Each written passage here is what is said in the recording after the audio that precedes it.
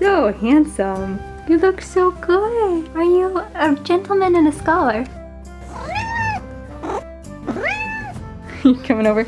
Okay. Welcome back. This week, we're making a cat ruff. How did this come about, you ask? Well, I was working on a Shakespeare-themed coloring book, and while going through the source photos, I saw all of the Elizabethan Ruffs, and I thought, wow, this really needs to be made smaller for like an animal. Who better to model it than a part-time sea captain, full-time cat who's willing to put up with all of my shenanigans? And thus, the cat ruff was born. I don't have any measurements or a pattern for this, but hopefully in showing you the general approximate steps that I used to make this, you'll be able to replicate your own cat or human-sized ruff. He's like really unhappy to be in this thing right now. And if you'd like to check out the coloring book I made, Color the Bard, a coloring book featuring the sonnets, sound, and fury of William Shakespeare. I'll drop a link below. We'll go ahead and get into the magical, mystical ruff making. To figure out the length of the ruffle collar, I had to measure the circumference of Julian's neck. And then I also measured the height of his neck to figure out the maximum ruffle pleat height. And then I continued measuring because he wasn't into it and I just wanted to mess with him.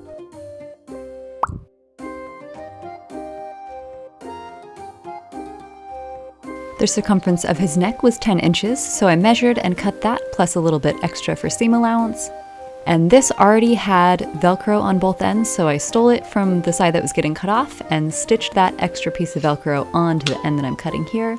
Since it's made out of polyester, I was also able to use a flame on the end that I just cut to seal that up nicely before I stitched the Velcro on for a nice easy closure. Then I tested it on him to make sure it fit, and it did, although he didn't seem thrilled with my results. Have I betrayed you? The collar is an inch tall, so I took some scrap fabric from my chemise project and cut it out into as long of strips as I could get. I made the strips 1.5 inches tall, so this left 1/4 inch at the top and the bottom for seam allowance for a hem. I French seamed together as many pieces as I could to make it a long strip, and then I hemmed it all down and started folding into 1 inch tall pleats so that it would fit onto the collar. And I did a bit of a running gather stitch, stay stitch sort of thing to keep the pleats together. I also pinned them while I was working on them. This is probably not the best method, but it worked in the end. I then went camping and I started sewing the pleats onto the collar. I stitched the top of each ruffle onto one side of the collar, then I flipped it upside down and stitched the bottom to the other side of the collar. In retrospect, I spaced them too tightly together so the ruffles didn't really ruffle properly. It's good enough for a first attempt. And sometimes a good enough cat ruff is better than no cat ruff at all. I'm camping for my 30th birthday. I got to look like a old-timey ghost, settler, pioneer woman earlier. And now I've nearly completed a Jacobean ruff for my cat. I'm really out here living my best life. It's so cute. Cat ruff. I can't recommend sewing in the wilderness enough. I recently finished my stays on my last camping trip, and other than the fact that everything's covered in sap and dirt, it's really wonderful. I completed this break by going for a little swim, and then I got back to civilization to finish the cat ruff. I am nearly finished on this ruff. I just had to add a little extra to the back to finish it off, and it's not quite even all the way around. It looks janky. It's definitely a mock-up, but it's pretty much done. Now all I have to do is use a curling iron to kind of round off all these edges and floof the ruff up, and then wrangle the cat and see if I can get him into it, which should really be the most interesting part.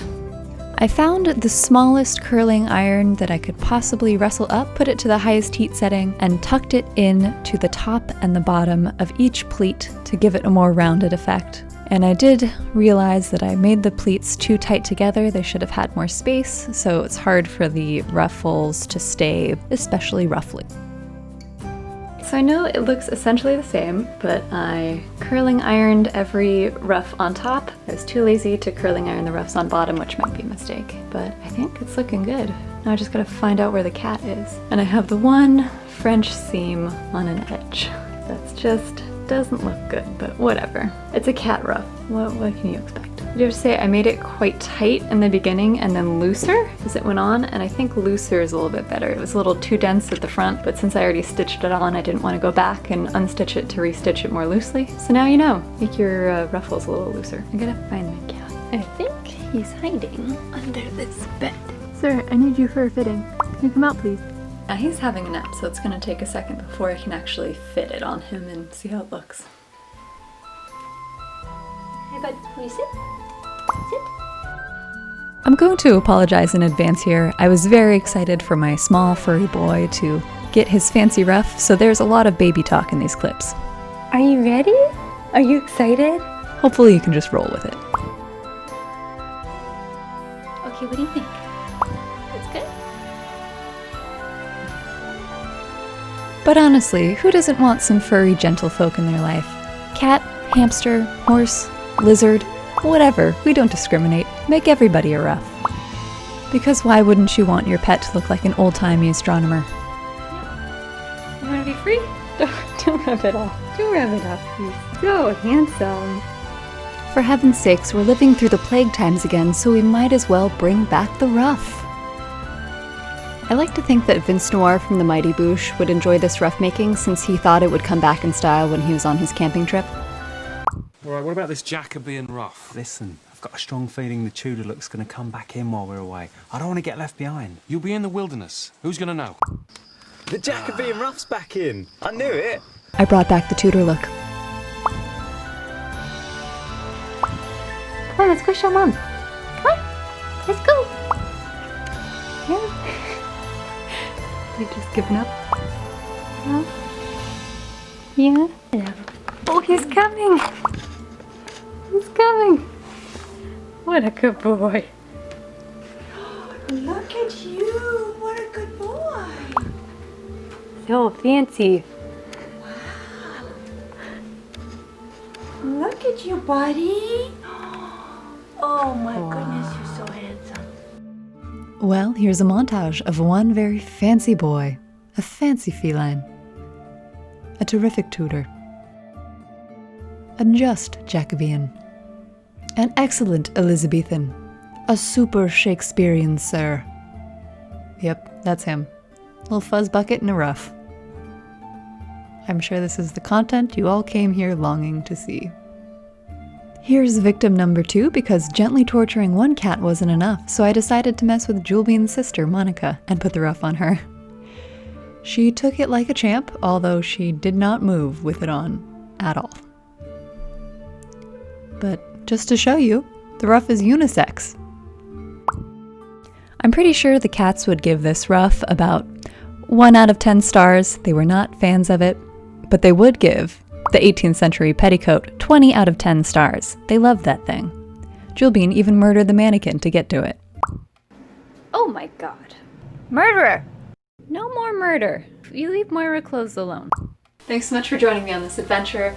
If you're into DIY, historical sewing, very, very kind at giving cats, and just general shenanigans, I'd love for you to subscribe and stick around because there's more fun stuff coming, including some stays, and testing those stays out to see if they help my chronic back pain from slouching too much at the computer, which will both be upcoming videos.